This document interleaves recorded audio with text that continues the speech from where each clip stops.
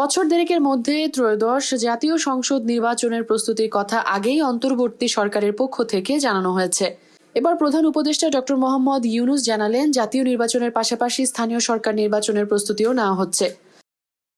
রাষ্ট্রীয় অতিথি ভবন যমুনায় ইউরোপীয় বিনিয়োগ ব্যাংকের ভাইস প্রেসিডেন্ট নিকোলা বিয়ার সাক্ষাৎ করতে এলে প্রধান উপদেষ্টা এই কথা বলেন।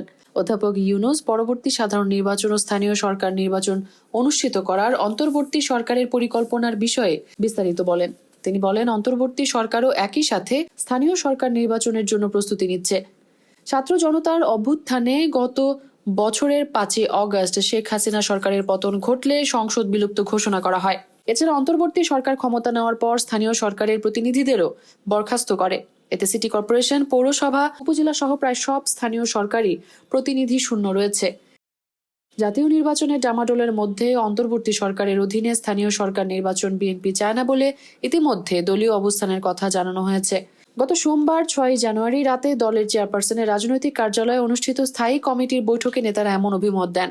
লন্ডন থেকে বৈঠকে ভার্চুয়ালি যুক্ত হয়ে সভাপতিত্ব করেন দলের ভারপ্রাপ্ত চেয়ারম্যান তারেক রহমান। জনগোষ্ঠী ভূমিকা রাখবে, এটিই স্বাভাবিক, এটিই তারুণ্যের ধর্ম। তবে প্রতিনিধি না থাকায় স্থানীয় সরকারের সেবা বিঘ্নিত হওয়ায় সরকারের প্রতিও মানুষের ক্ষোভ তৈরি হচ্ছে। এজন্য সরকারের পক্ষ থেকে স্থানীয় সরকার নির্বাচনগুলো আগে অনুষ্ঠানের বিষয়টি গুরুত্ব দিয়ে দেখা হচ্ছে। বিএনপি সকল মেহেরুন বিনতে ফেরদৌস, 7 নিউজ। জানায়, বিএনপি তার জন্মলগ্ন থেকে আজ পর্যন্ত সকল পরিস্থিতিতে, সকল সময় বহু দল বহু মতের চর্চার পক্ষে, যা মহাসচিব সাহেব তার বক্তব্যে উল্লেখ করেছেন। এক্ষেত্রে বিএনপি দৃষ্টিভঙ্গি অত্যন্ত স্বচ্ছ।